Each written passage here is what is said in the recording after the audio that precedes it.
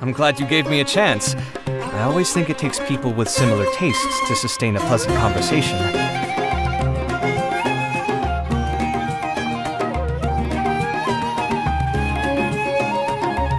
Come at me! Breaking new ground!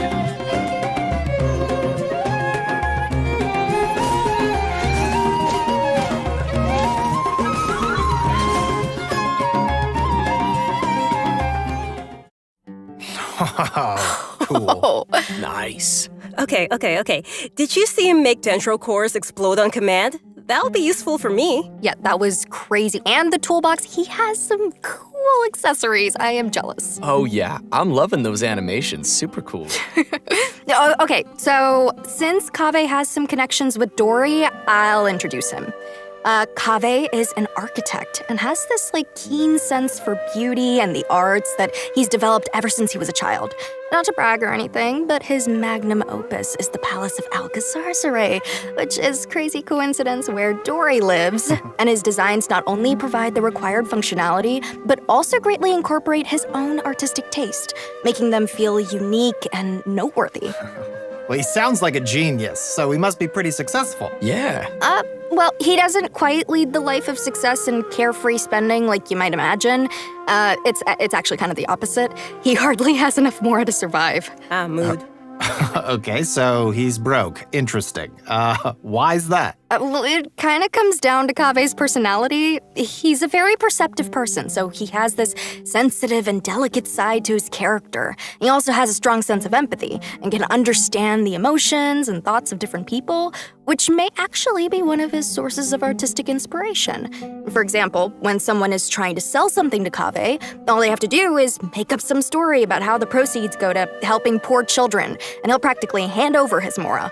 Like all of it. Wow, what a nice but gullible guy. Yeah. And on top of that, he doesn't limit himself with the cost of construction. And take the Palace of Alcazar as an example. Maybe only a real maniac architect like him, who doesn't care about the costs, could ever build something as amazing as that. So you gotta respect him for that. Yeah. But it's probably these kinds of situations that have made him become roommates with I'll Hate Them. But aren't I'll Hate Them and Kaveh polar opposites? We see them bicker all the time. About what? Well, Kaveh thinks that I'll Hate Them lacks feelings for others and always disagrees with his point of view. But like Anjali just said, Kaveh can understand how many people feel, but understanding doesn't always mean agreement. Right. Yeah, I think we're starting to understand Kaveh's character a little better now. So next we can move on to some of his talents. Yeah, for sure. As an architect, Kaveh can help everyone save some materials when creating furnishings, and his mapping abilities might come in handy during battle. As a unique and creative designer, Kaveh must always bring tools with him. His toolbox, named Marak, not only provides Kaveh with tools, but also has many interesting uses. For example, Marak's mapping ability allows him to scan the battlefield, causing all dendro cores within a certain AoE to burst immediately. Nice. In addition to that, when Marak completely releases its energy, it converts Kaveh's attack damage to dendro damage and increases Kaveh's combat capabilities. Okay. You don't need to worry about triggering all those dendro cores at the same time. Kaveh won't be hurt by them. In fact, one of Kaveh's talents actually causes him to recover a set amount of HP when he takes damage from a dendro core. It's always good to have a reliable partner like that. Changshang always gives Baizhu a lot of help too, you know. Exactly. But Marak is pretty remarkable. It can even wield a sword for Kaveh. That's a pretty awesome toolbox. I know, right? Okay, so that should be just about everything we have for Kaveh.